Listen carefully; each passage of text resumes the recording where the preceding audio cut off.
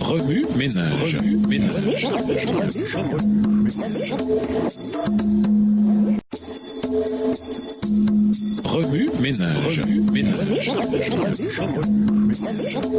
Bienvenue dans votre émission. Remue ménage. Nous voilà à la leçon de mercredi, la communauté de l'Évangile. Lisons Hébreux 10, les versets 24 et 25. Hébreux 10, versets 24 et 25. Et veillons les uns sur les autres pour nous encourager mutuellement à l'amour et à la pratique du bien. Ne prenons pas, comme certains, l'habitude de délaisser nos réunions. Au contraire, encourageons-nous mutuellement, et cela d'autant plus que vous voyez se rapprocher le jour du Seigneur. L'Épître aux Hébreux nous enseigne ce que signifie vivre dans une communauté de l'Évangile authentique et pourquoi il est aussi important de nous entourer de gens qui nous encouragent et nous élèvent. L'idée de l'unité et de la responsabilité est difficile à saisir dans notre société individualiste. Par défaut, nous tendons à nous focaliser davantage sur nous-mêmes et sur notre propre histoire personnelle, ce qui nous fait rater les richesses des relations profondes.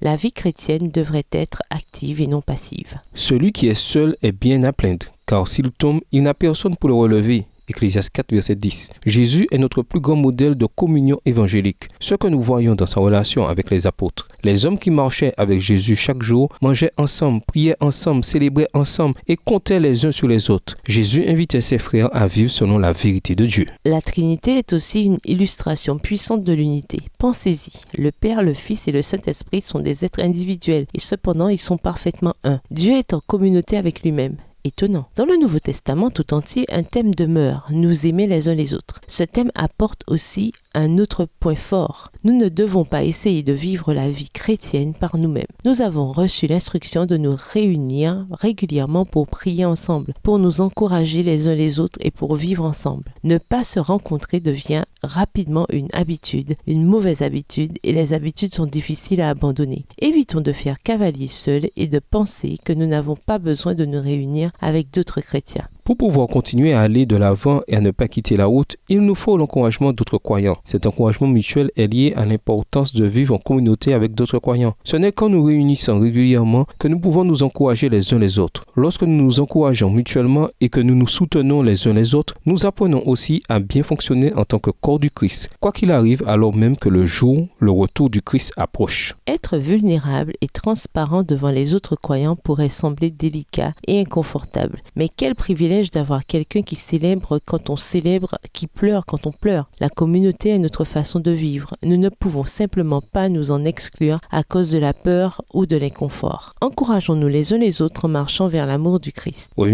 Comment percevons-nous la vie en communauté en tant que disciples de Jésus? Quelles mesures pourriez-vous prendre aujourd'hui pour commencer à vivre en communauté avec les gens que Dieu a placés dans votre vie? Au revoir. Et à demain si Dieu veut. Remue ménage.